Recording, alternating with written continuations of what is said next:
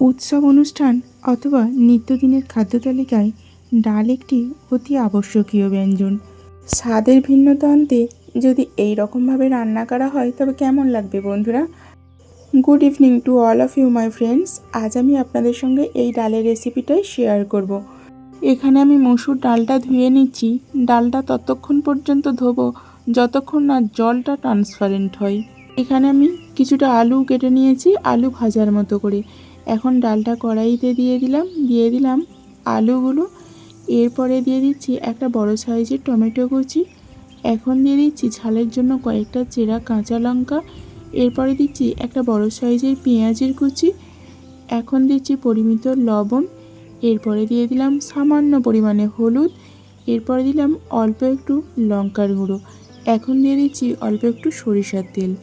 এরপর যে বিশেষ কাজ সেটা হচ্ছে এই হাতে মাখানোটা ততক্ষণ পর্যন্ত মাখাতে হবে যতক্ষণ না পেঁয়াজগুলো নরম হয়ে যায় আর ডাল থেকে একটা সুন্দর ঝাঁঝালো স্মেল বের হয়, ততক্ষণ পর্যন্তই হাতে করে মাখাতে হবে।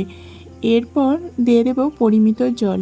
পরিমিত মানে আমি আর পরে জল ইউজ করব না, সেই মাপ করেই বেশ অনেকটাই জল দিয়ে দিলাম। এখন আমি উনানটা জ্বেলে নিচ্ছি। আমার তো কড়াইয়ের সমস্ত ব্যঞ্জনাদি রেডি, তাই উনানটা জ্বেলে নিয়েই কড়াইটা এখন আমি বসিয়ে দিলাম। এরপর বেশ কিছুক্ষণ হাই হিটে জাল দিতে হবে যাতে জলটা বা ডালটা ফুটে ওঠে। এরপর খুব কম আঁচে কিছুক্ষণ স্টে করতে হবে যাতে খুব সুন্দরভাবে ডালটা সিদ্ধ হয়ে যায়। দেখুন কতটা সুন্দরভাবে সিদ্ধ হয়ে গেছে। এখন কিন্তু ডাল কাটা দিয়ে স্ম্যাশ করলে হবে না, তাহলে আলুগুলো গলে যাবে আর ডালের থিকনেস বেড়ে যাবে। ঠিক এইভাবে খুন্তিতে করে নাড়াচাড়া করতে থাকলেই ডালের টেক্সচারটা বোঝা যাবে। আমার ডালের টেক্সচার ঠিক আছে। এখন আমি ডালটা নামিয়ে নিলাম। এরপর কড়াইটা পরিষ্কার করে বসিয়ে দিয়ে গরম হলে দিয়ে দিলাম পরিমিত সরিষার তেল। তেলটা মিডিয়াম গরম হলে ফোড়নে দিলাম সাদা গোটা জিরা। এরপরে দিয়ে দিচ্ছি কয়েকটা শুকনো লঙ্কা। এখন দিয়ে দিচ্ছি একটা বড় সাইজের পেঁয়াজের কুচি। একটু নাড়াচাড়া করে দেব যাতে ফোড়নটা জ্বলে না যায়। এরপরে দিয়ে দেব আদা কুচি। এরপরে দিয়ে দেব কয়েকটা রসুন কুচি।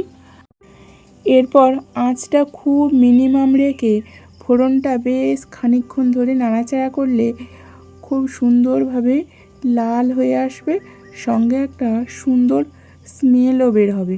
দেখুন কতটা সুন্দরভাবে লাল হয়েছে। এখানে যদি হিটটা বেশি লেগে যায় তাহলে কিন্তু ফোড়নটা জ্বলে যাবে। সমস্ত ফোড়ন ভাজা কমপ্লিটের পথে এই অবস্থায় আমি দিয়ে দিলাম ধনিয়া পাতা কুচি। ধনিয়া পাতা দেওয়ার পর অল্প একটুখানি নাড়াচাড়া করব, মানে জাস্ট কাঁচা ভাবটা চলে যাবে, বাট ভাজা হবে না। এতে করে ডালের মধ্যে ধনিয়া পাতার একটা উগ্র গন্ধ সেটা থাকবে না, সঙ্গে একটা সুন্দর স্মেল ডেফিনেটলি থাকবে। তো এই অবস্থায় আমি দিয়ে দিলাম সিদ্ধ করা ডালটা। এরপর জাস্ট কয়েকবার নাড়াচাড়া করে দেব যাতে ফোড়নটা মিক্স হয়ে যায়, বাট বেশিক্ষণ ফোটাবো না, তাহলে কিন্তু ফোড়নের যে স্মেল সেটা লস করে যায়। একটু নাড়াচাড়া করে এখন আমি নামিয়ে নিচ্ছি। তো বন্ধুরা, এই মসুর ডালের রেসিপিটা আপনাদের কেমন লাগলো অবশ্যই কমেন্ট করবেন। যদি ভালো লেগে থাকে তাহলে অবশ্যই বাড়িতে বানিয়ে নেবেন রেসিপিটা ফলো করে। আজ তাহলে আসি বন্ধুরা, আবারও দেখা হচ্ছে পরবর্তী ভিডিওতে।